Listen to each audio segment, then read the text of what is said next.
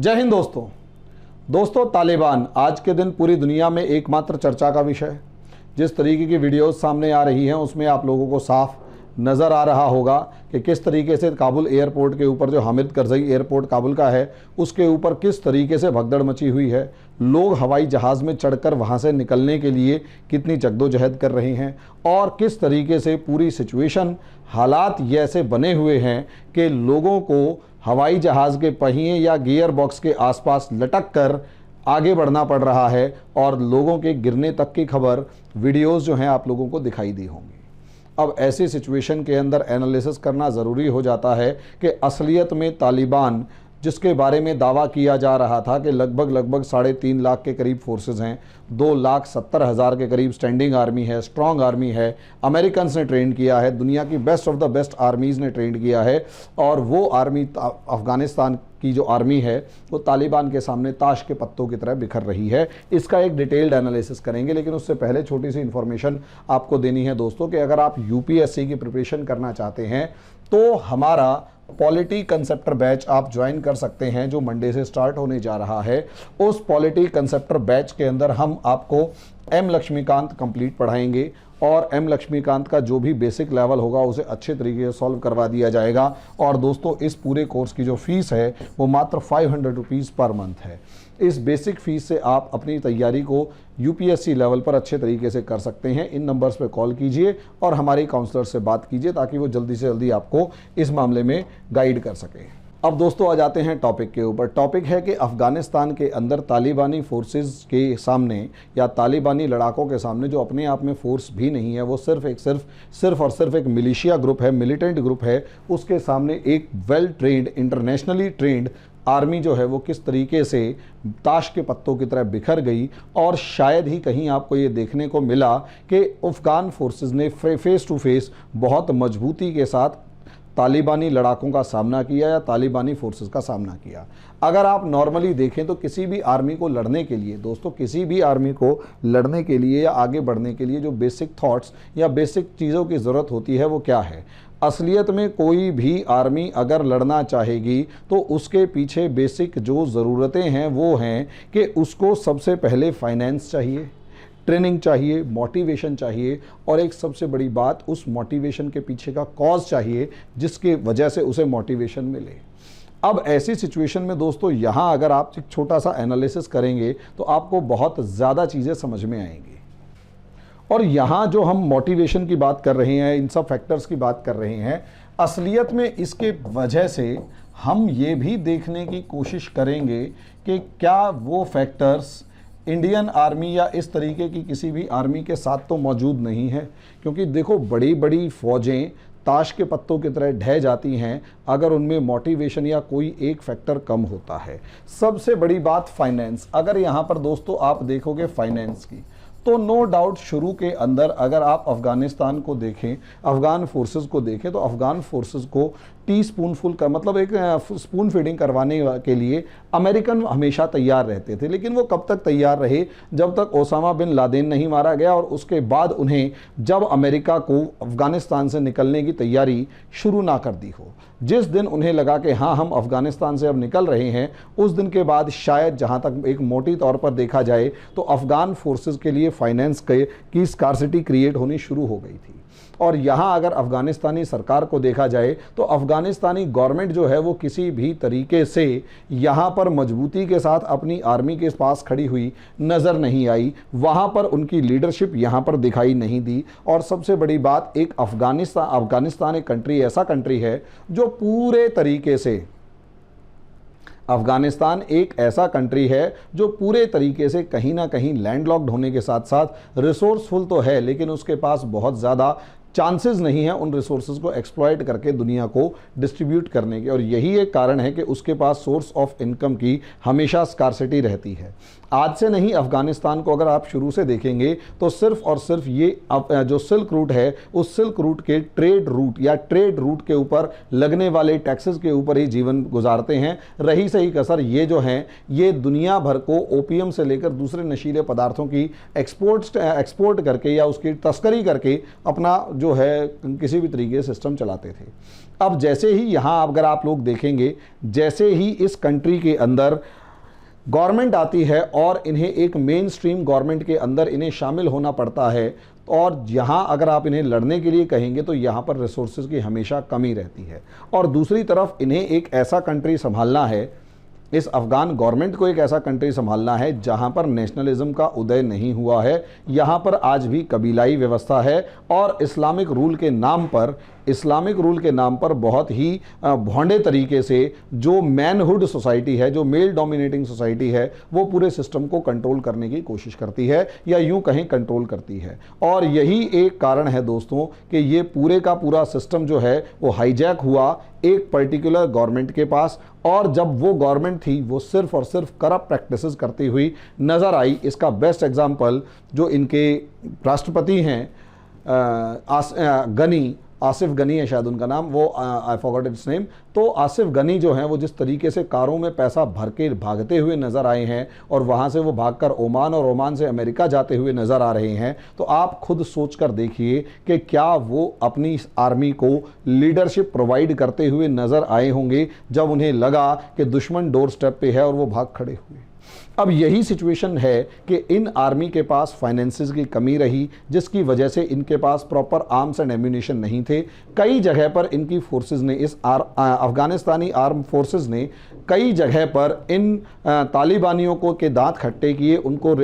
रोका या उनको हराया, लेकिन जो री इन्फोर्समेंट है और कोऑर्डिनेशन है वो नहीं हो पाया, री इन्फोर्समेंट नहीं आ पाई, और उस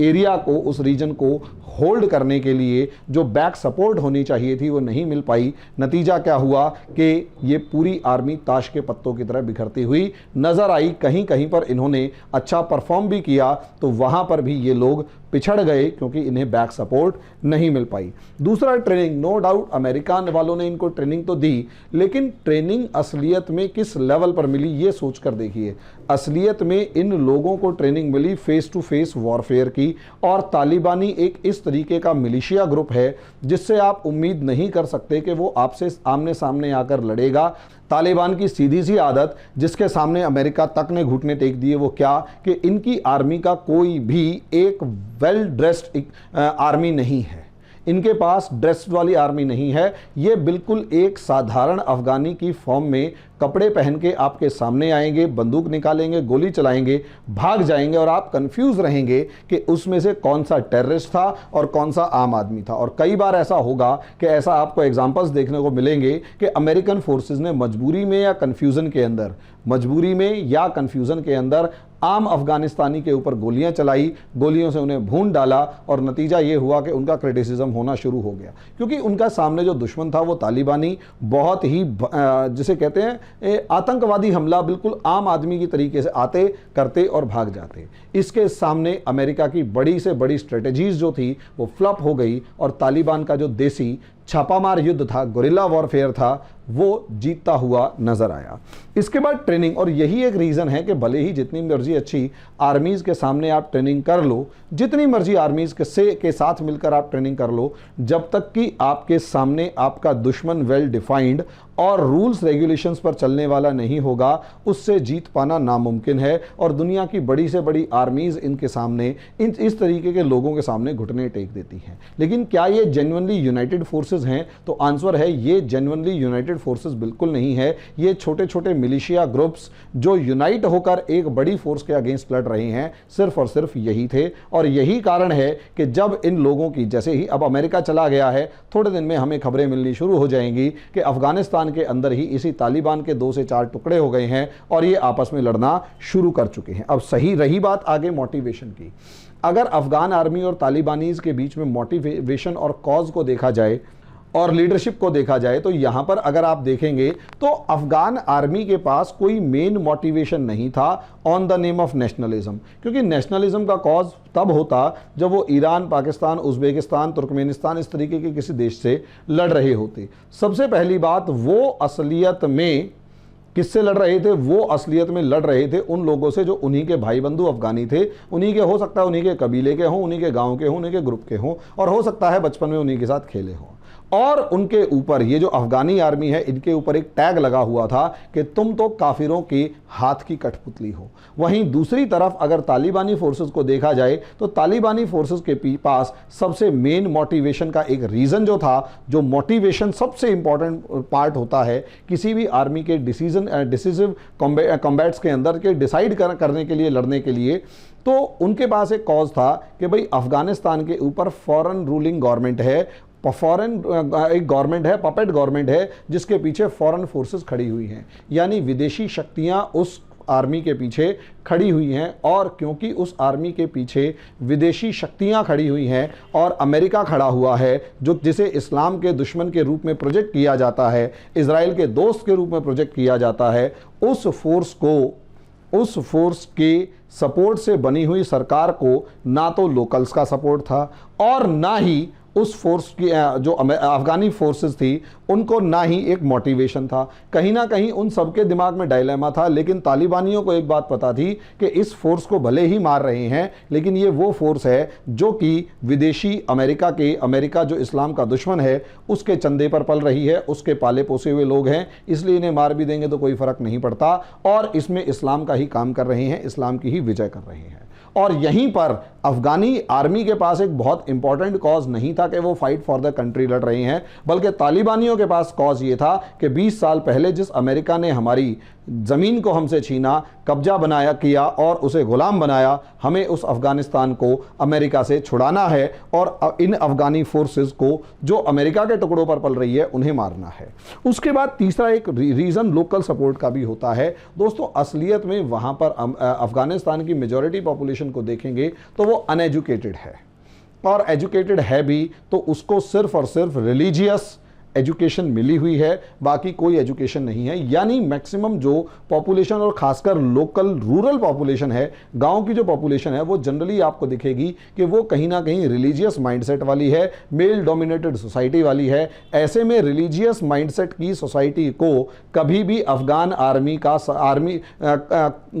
सपोर्ट अफगान आर्मी को कभी नहीं मिलेगा जिसके पीछे अमेरिका खड़ा हुआ है, क्योंकि अमेरिका भले ही लिबरल और दूसरी चीज़ों की बात करे, औरतों की लिबर्टी की बात करें, लेकिन रियलिटी यही है दोस्तों कि असलियत में अमेरिका को अफगानिस्तान और यानी पूरे इस्लाम का दुश्मन के रूप में देखा जाता है। और जब पूरे इस्लाम के दुश्मन के रूप में अगर यहाँ पर देखा जाएगा तो अब आप यहाँ अंदाज़ा लगा सकते हैं कि यहाँ पर लोकल सपोर्ट अफगान आर्मी के साथ नहीं होगा। वहीं तालिबानी लड़ाकों को मिलिटेंट्स के रूप में नहीं बल्कि हीरो के रूप में देखा जा सकता है, देखा जा रहा था, और यहाँ तक कि उनको इस तरीके से प्रोजेक्ट किया जा रहा था कि they are fighting for their religion. और अगर they are fighting for their religion यानी धर्म के नाम पर लड़ रहे थे, तो कम से कम वहाँ के जो लोकल्स थे वो अगर अफगान फोर्सेस का साथ नहीं दे रहे थे तो कम से कम तालिबानियों का अपोज भी नहीं कर रहे थे, वो न्यूट्रल बने फिर रहे थे और ये कह रहे थे कि भाई जिसने देखना है देखो। अब आप कहोगे काबुल एयरपोर्ट के ऊपर इतनी बड़ी जो फौज या इतने सारे लोग जो दिखाई दिए उनका क्या? तो दोस्तों असलियत में वो वहाँ पर वो मेजॉरिटी पीपल रहे होंगे जो कि किसी ना किसी तरीके से या तो आज़ादी भरी ज़िंदगी जीना चाहते हैं या फिर उनका किसी ना किसी तरीके का जो सपोर्ट है वो अमेरिका और नाटो फोर्सेस को रहा होगा तालिबान के अगेंस्ट। ऐसे लोग सबसे ज़्यादा तेज़ी से वहां से भागना चाहेंगे, क्योंकि तालिबान जो है उन सबको अब एक एक करके पनिशमेंट देना शुरू होगा या कम से कम एक नफरत या हिकारत भरी नज़र से देख रहा होगा। ऐसे में उन्हें डर है, इसलिए वो एकदम से तालिबान के डर से, जैसे ही तालिबान काबुल के अंदर एंटर करता है, एकदम से काबुल एयरपोर्ट की तरफ भागे और किसी भी तरीके से उस देश को छोड़कर भाग निकलने की कोशिश करने में लगे हुए हैं। और इस तरीके से आप देखेंगे, और यही एक रीज़न्स हैं दोस्तों कि अगर आप देखेंगे तो असलियत में अफगान आर्मी का मोटिवेशन लॉ एक लीडरशिप क्राइसिस की वजह से भी था, क्योंकि अफगान आर्मी को एक ऐसी लीडरशिप बिल्कुल नहीं मिली जिसका मास बेस हो, जिसको ग्राउंड लेवल पर पकड़ अच्छी हो, लोगों का सपोर्ट हो और कहीं ना कहीं वो इन लोगों में एक जोश भर सके कि देखो हम इस कॉज के लिए लड़ रहे हैं, इस वजह से लड़ रहे हैं और हमें इन तालिबानियों से इसलिए जीतना है। अशरफ गनी को अगर आप उठाकर देखते हैं तो वहां भले ही वो कैसी भी बात करता हो, लेकिन एक मास बेस्ड लीडर उसमें दिखाई नहीं दिया। उसमें एक कॉज, एक जोश भरने की जो कैपेसिटी थी वो खुलकर नहीं दिखाई दी। वो सिर्फ और सिर्फ एक चाटुकार अमेरिका का एक चाटुकार नज़र आया, जिस वजह से आप देखेंगे कि ज़रा सा प्रेशर पड़ा और वो मैदान जंग छोड़कर भाग गया। तो दोस्तों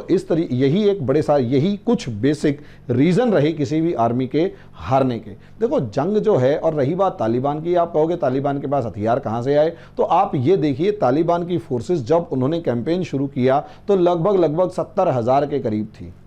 और आज के दिन सुनने में आता है कि यही तालिबान की फोर्स लगभग 2 लाख के करीब हो गई है। तो बाकी फोर्सेस एकदम से खड़ी कहाँ से हो गई? वो फोर्सेस एकदम से खड़ी, कुछ तो देखो हम इसमें दो राय नहीं है कि पाकिस्तान ने कोई ना कोई तो घटियापन दिखाया होगा जिसकी वजह से वहाँ पर फोर्सेस जो थी वो खड़ी हो गई। लेकिन कहीं ना कहीं अगर आप देखेंगे तो पाकिस्तान भी कम से कम 1.25 लाख या 1.5 लाख की फोर्स एकदम से तो भेज नहीं सकता, पाकिस्तान भी इस चीज़ को जानता है। लेकिन हाँ, लोकल सपोर्ट इन लोगों को मिला होगा, और कोई बड़ी बात नहीं है कि अफगान आर्मी जिन्होंने अमेरिका और दूसरे देशों से ट्रेनिंग ली थी, उन्होंने जब तालिबानियों को देखा तो उनका धर्म जाग गया, और धर्म के नाम पर, क्योंकि माइंडसेट तो अभी भी वही मिडल एज्ड रहा हो, उसमें धर्म के नाम पर उन्होंने अफगान आर्मी को छोड़कर तालिबान को ज्वाइन कर लिया हो, क्योंकि उन्हें जीतते हुए नज़र आ रहे थे, मोटिवेशन वहाँ था, लड़ना वहाँ था, और रहना भी अब तालिबान के साथ ही था, तो इसलिए उन्होंने तालिबान को ज्वाइन कर लिया हो, जिस वजह से जो तालिबान जिस फोर्स को लगभग 2 लाख के करीब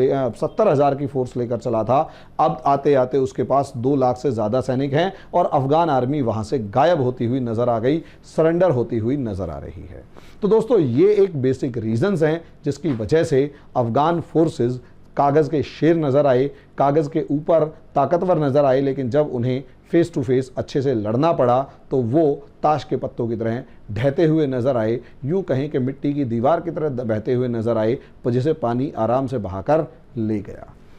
अब जो होना था वो हो चुका है, अफ़गानिस्तान जो है वो लुट चुका है, और वहाँ पर तालिबान का रूल हो चुका है। आगे टॉपिक्स के अंदर हम डिस्कस करते रहेंगे कि असलियत में आगे अब रास्ते क्या क्या हैं और सब चीज़ें, तो उसके ऊपर डिस्कस करते रहेंगे। तब तक के लिए दोस्तों धन्यवाद।